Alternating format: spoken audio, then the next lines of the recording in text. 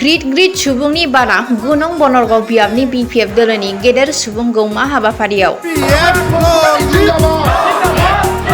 क'क्राझार जिल्लानि गुनं बनरगाव बियाबनि दिहुं spurt club प्लेग्राउन्डआव BPF दोलोनि बिसायख'थि फोसावदिं मेलाव बिपिएफनि आफादगिरि हाग्रामा महिलारिया खौरांनि गेजेरजों फोरमायो दि गुनं बनरगाव बियाबा बिपिएफ दोलोआनो देरहागोना 100% रोखा जाबाय आरो बिपिएफनि बिजाथि जुबिराज बसुमतारिया देरहायोब्ला इएम होगोन होनना फोरमायो खौरां बिजोङाव।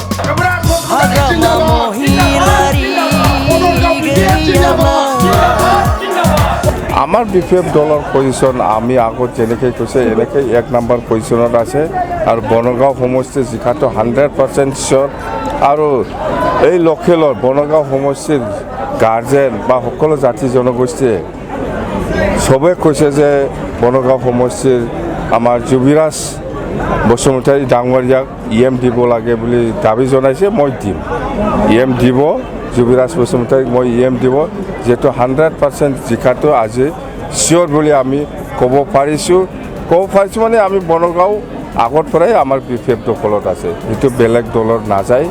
এইবাৰো আমি জিকিম, যুবিৰাজে জিকিব।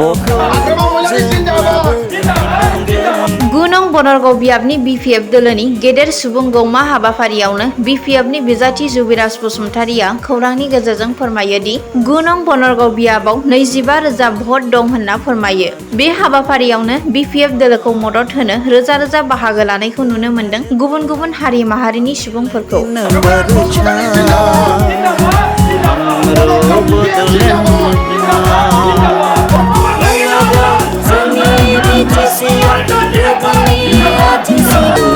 তিনিকণীয়া যুঁজটো হ'ব, কিন্তু প্ৰথম নাম্বাৰটো আমাৰে, যিহেতু আপোনালোকে আজি চালে নিজে চকুত দেখিব পালে কি ধৰণৰ ৰাইজে ছাপোৰ্ট কৰি পেলাই আহি আছে আমাৰ দলক।